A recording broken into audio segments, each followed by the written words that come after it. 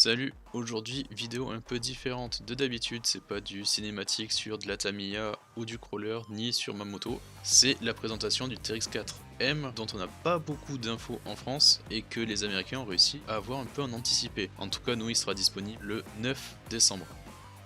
Donc qu'est-ce qu'il faut savoir sur ce TRX4M? Il va sortir en deux versions, le Bronco, le Defender. Qu'est-ce qu'il faut savoir sur ces deux versions? Le Bronco vient en 4 couleurs différentes, rouge, bleu, noir et blanc. Et le Defender, 4 couleurs, rouge, bleu, gris et vert.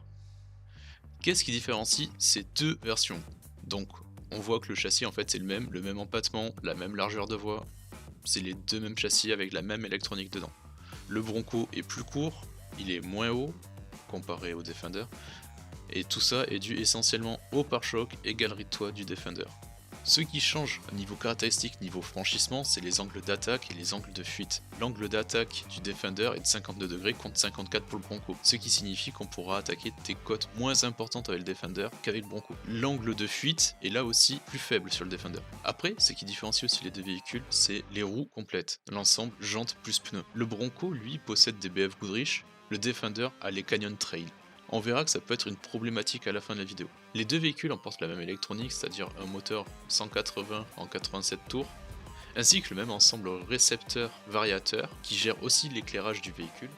Tous les avis américains ont dénoncé une transmission trop longue de boîte pour faire du franchissement. Ils préconisent tous de passer sur la transmission courte de chez Traxxas, soit l'option pignonnerie uniquement, soit l'ensemble de transmission complète livrée avec le moteur.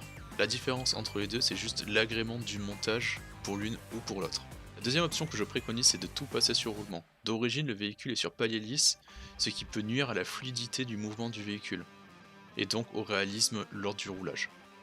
Pour revenir à une notion que j'ai mentionnée précédemment, un des deux véhicules a un problème dès sortie de boîte, c'est le Bronco. Avec ces pneus différents, lorsqu'on braque à fond, les pneus viennent frotter contre le châssis ou les liens du châssis, faisant forcer le moteur. Étant donné qu'avec la transmission d'origine, le moteur n'est pas très coupleux, là, ça arrête complètement le véhicule. La solution proposée par les Américains est d'élargir la voie avant, soit avec des hexagones de roues plus larges, soit avec des jantes différentes, soit en mettant des pneus plus fins, soit en mettant une cale entre l'hexagone de roue et la jante. L'autre option est de changer l'ensemble de roues par des roues plus fines. Il faut savoir que cette problématique peut aussi survenir sur le Defender si on met le même ensemble pneus et jantes du Bronco sur le Defender. Il faut savoir qu'en plus des options Traxxas proposées au catalogue, de nombreuses options vont sûrement arriver et certaines sont déjà disponibles car compatibles SCX, notamment l'ensemble de roues aluminium 1 pouce. On se revoit très prochainement pour une série de vidéos sur le TRX4M.